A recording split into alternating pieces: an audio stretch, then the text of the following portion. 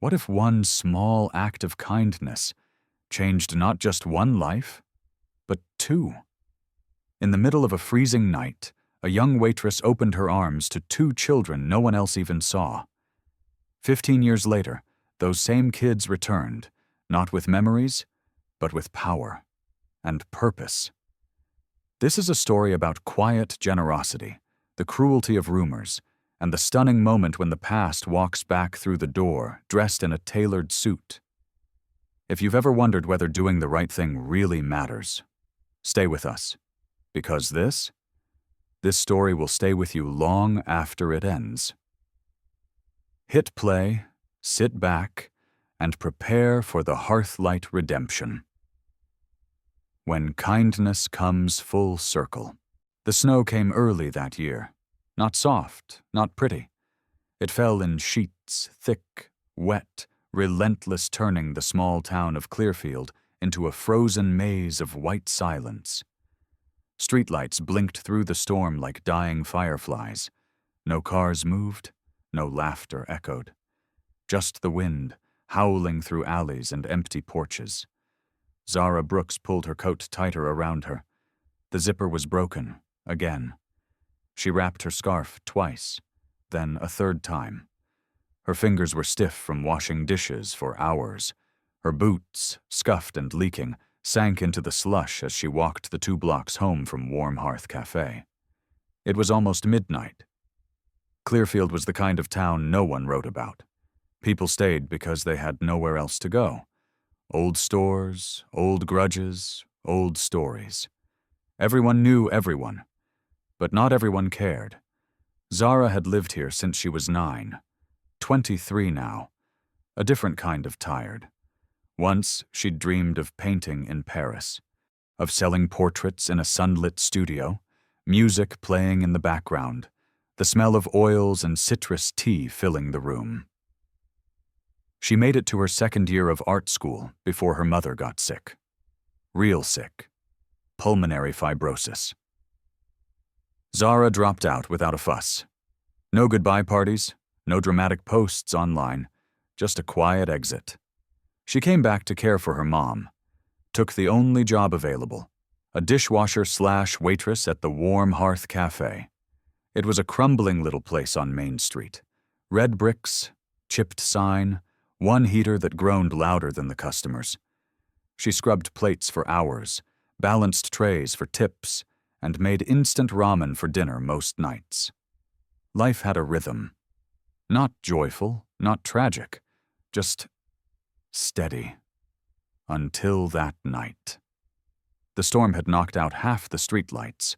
Only the flicker of the neon open sign still buzzed above the cafe. Zara paused at the corner, glancing at the old church clock across the square. It was stuck at 8:17, had been for years. She turned left toward Maple Street, head down, boots crunching. Then she heard it. A sound. Small. Almost too soft to notice. At first she thought it was the wind, a whistle through the alley. But then it came again. A whimper. Quick. Raw. She slowed. Her eyes scanned the snowbanks piled along the sidewalk. There under the awning of an old shoe repair shop, long since closed, 2 small figures, huddled together, barely visible under a sheet of falling snow. Children. Zara's breath caught. One looked to be a boy, maybe 10, the other, younger, a girl. They were pressed together, knees tucked in, arms around each other. No coats, just hoodies. The boy's face was red, lips cracked. The girl shivered so hard it looked like she was vibrating. Zara hesitated. This town didn't do well with questions, or strays, or kindness for that matter, but something pulled her forward. Not pity, something deeper, familiar. She stepped through the snow, slow and careful. The boy looked up, startled. "Don't come closer," he snapped, his voice rough, defensive. Zara raised both hands gently. "Hey," she said, soft and calm. "I'm not going to hurt you. I promise." The girl didn't look up. Zara crouched, ignoring the cold soaking through her jeans. It's freezing out here. My name's Zara. I work at the cafe down the street. The boy squinted at her. We're fine, he muttered, but his arms tightened around the girl. Zara glanced back toward the cafe, then down at them. She sighed. I know what it's like, she said quietly, to have nowhere to go when the world gets cold. Neither child spoke. But I'm not leaving you out here tonight. Zara unwrapped her scarf, pulled it loose, and handed it to the girl. The girl finally looked up. Big brown eyes, wide and wet. Zara offered a small smile. Come with me. Please. Just for tonight. The boy hesitated. Looked at the girl, then back at Zara. A pause, then a nod. Zara rose, held the cafe key in her shaking fingers, and led them through the snow-covered street. She had no plan, no permission, only a fire in her heart strong enough to melt the coldest night in Clearfield. And that's when everything began to change. The cafe was dark when they slipped inside. Zara didn't bother turning on the lights. Just the soft glow of the emergency bulb over the back exit lit the room, casting long shadows across the worn linoleum floor. The heater was still running. Barely. The smell of coffee grounds and old bread hung in the air like a memory that refused to leave. Zara led the two children to the back corner booth, the one farthest from the window, where the wind couldn't sneak in. The boy scanned the room like he didn't trust it. The girl clutched the scarf Zara had given her, holding it like it was made of gold. Zara moved quickly, quietly. She went behind the counter, grabbed 2 to-go cups, and filled them with hot water from the still warm kettle. No tea bags, just warmth.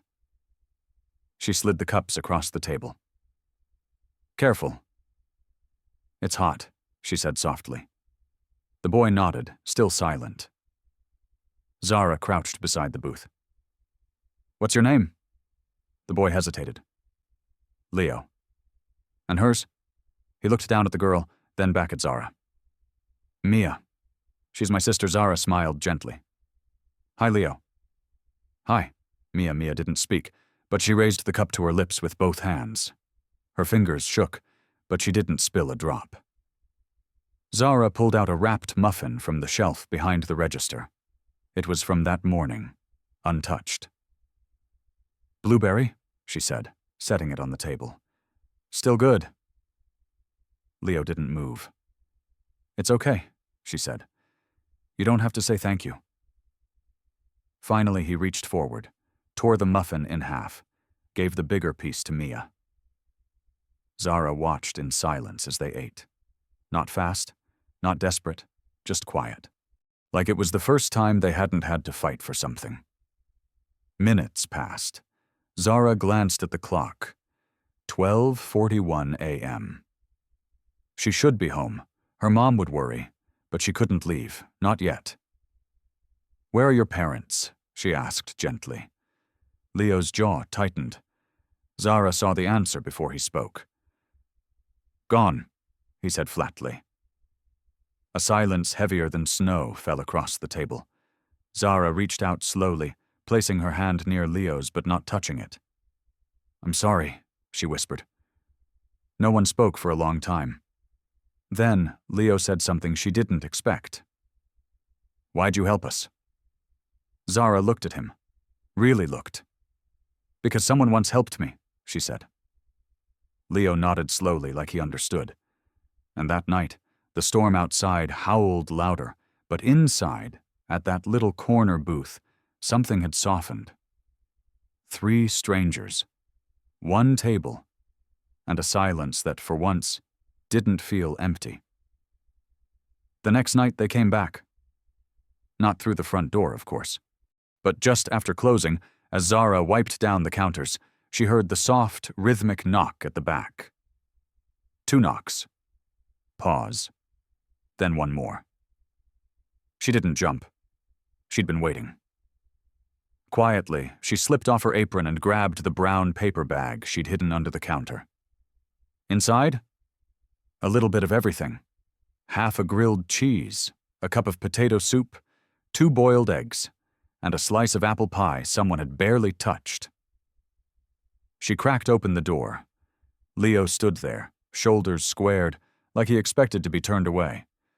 His coat didn't fit, probably found it in a donation bin. Mia clung to his side, eyes wide but hopeful. Zara smiled. "Hope you're hungry." Leo didn't speak, just reached for the bag. This time he paused. Then, in a voice barely louder than the wind, he said, "Thanks." The bag changed hands. Mia's face lit up. Not a huge grin, just a flicker, like a match catching flame. Zara watched them disappear into the night. She didn't ask where they were staying. She didn't want to know, because if she knew, she'd never sleep. And so it continued. Every night, after the cafe closed, Zara packed whatever she could find. Always fresh, always clean. Sometimes just a sandwich. Other times a full plate scraped together from what wasn't served. And always the same knock. 2, pause, 1. She never missed it. She came to expect it. Until one night, Leo stayed, just for a moment. He stood there, holding the bag, and said, "I can work." Zara blinked. "What?" "I can wash dishes. Or clean, take out the trash. You shouldn't have to feed us for nothing." The way he said it, firm, proud, like a grown man, it hit her hard. He wasn't asking. He was offering, trying to hold on to dignity, trying to earn what little kindness he'd been given. Zara knelt. "You're too young," she said gently. "If anyone sees you here, I could lose my job."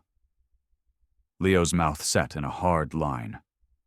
"But I want to help." She smiled. "You already are. By showing up, by surviving. That's more than enough." He looked like he might argue. But he didn't. He nodded once, then turned, the bag clutched to his chest. Mia traced a heart in the frost on the door, and just like that, they were gone again. Back into the snow, back into the silence. But something had changed. A ritual had formed, and in that quiet exchange between giver and survivor, between warmth and hunger, something invisible had started to grow. It wasn't supposed to become routine. But it did, 5 nights in a row, then 6, then 7. Each evening, Kiana saved what she could. Sometimes a grilled cheese, sometimes a small bowl of leftover stew, and always a little dessert if there was any left. Something sweet to soften the cold. Leah started talking more. She told Kiana her favorite color was orange, that she wanted to have a dog someday. A real one, not just a stuffed animal. Benji mostly stayed quiet, but once, when Leah was in the restroom, he whispered, "Thanks for not asking too many questions." Kiana just nodded. That was the unspoken deal. Until one night, Leah came holding something in her hands, wrapped in a crumpled paper napkin. "I made this," she said shyly. She handed it to Kiana. Inside was a lumpy bracelet made of cheap beads and string. One of the beads was a smiley face. Another was heart-shaped. It spelled out WARM. Kiana felt her throat close. She slipped it on immediately. "It's perfect," she said, voice thick. Leah beamed. But not everyone was smiling. That night, as Kiana tossed the trash into the dumpster, she heard footsteps behind her.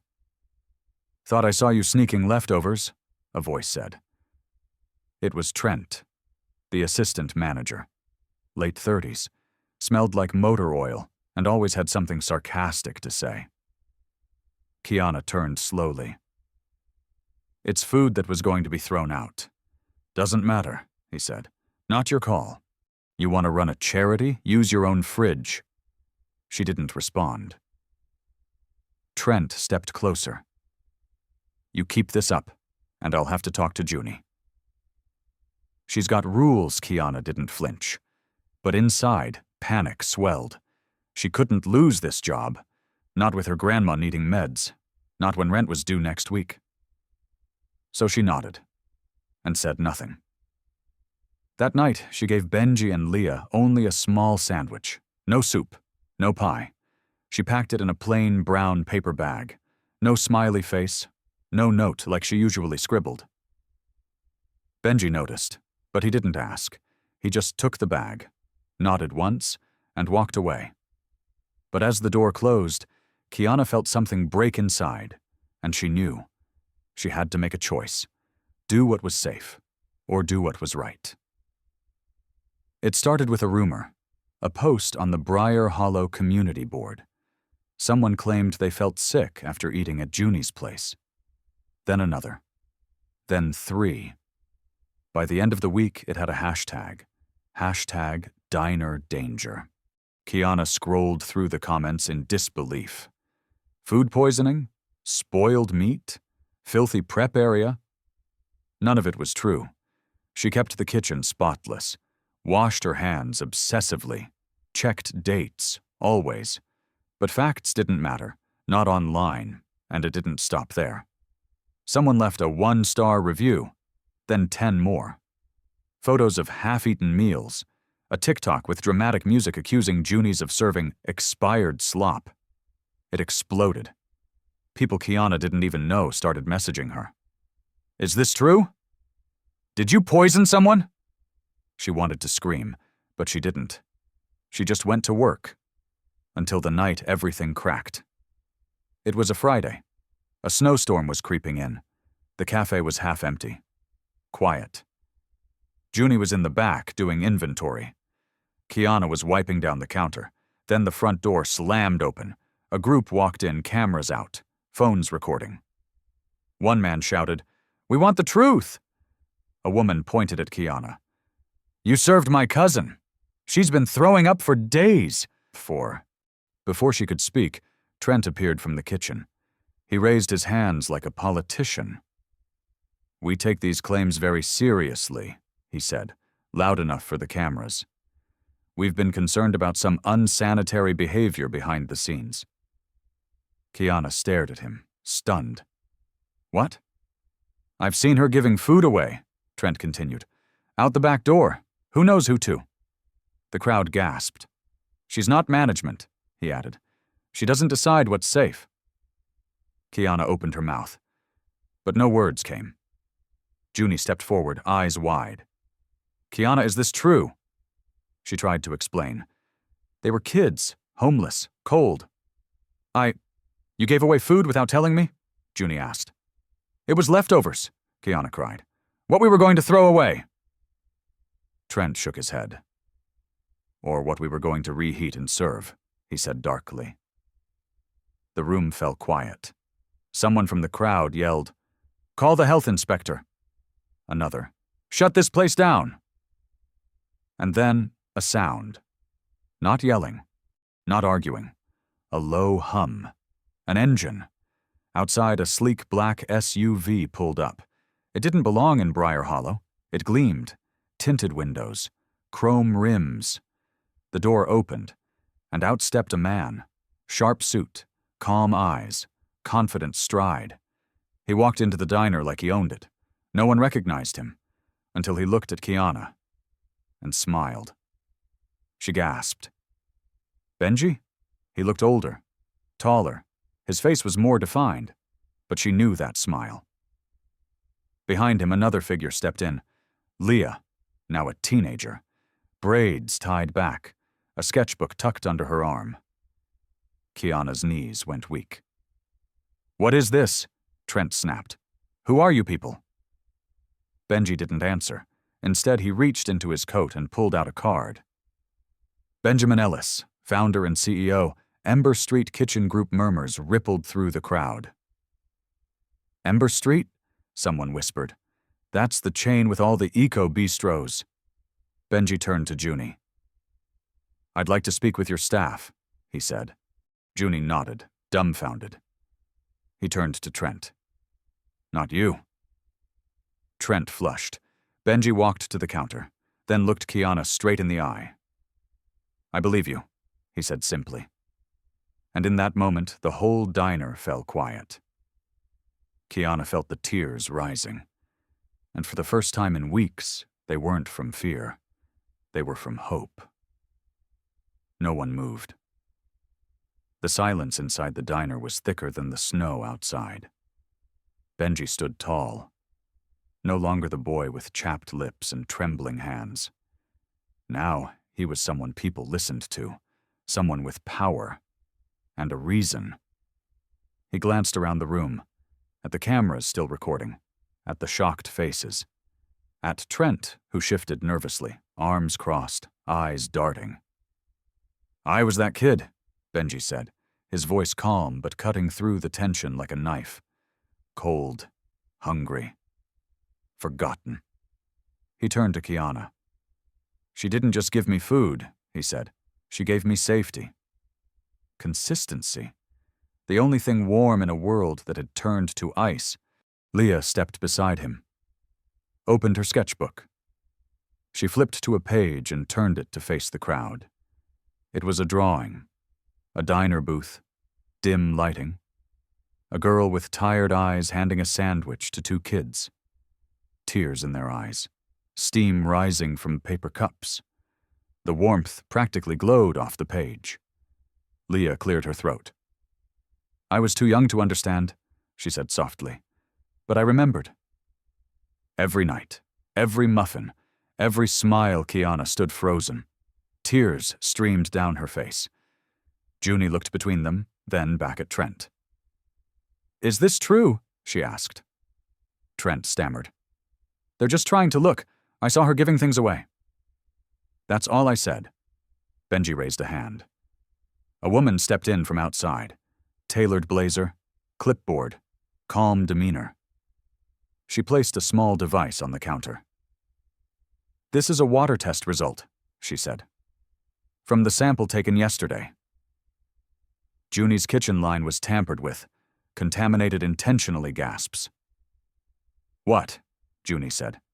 "We found traces of an industrial cleaning agent," the woman continued. "Not something that could have entered by accident?" All eyes turned to Trent. He went pale. "You think I know?"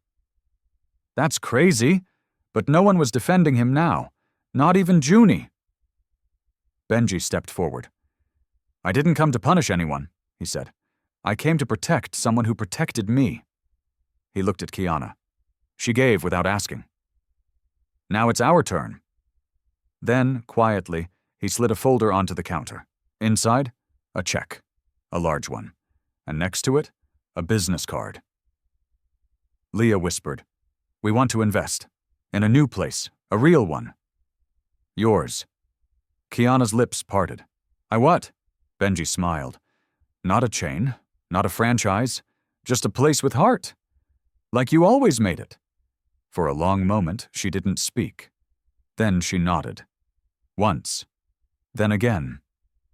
"Yes," she said, breath shaking. "Yes." 6 months later, the sign above the door read, "The Hearthlight Cafe." Wide windows, brick walls, copper lighting. Real plants in every corner. At the center of the back wall, framed in walnut wood, hung Leah's original sketch. Below it, on a bronze plaque, "Kindness doesn't expire." Locals came in droves, curious, grateful, some embarrassed they hadn't seen Kiana's heart sooner. Benji visited when he could. Leah left prints of her artwork by the register. And every winter, just before the snow fell heavy, Kiana packed 2 extra meals, labeled them quietly, then left them by the back door. Just in case.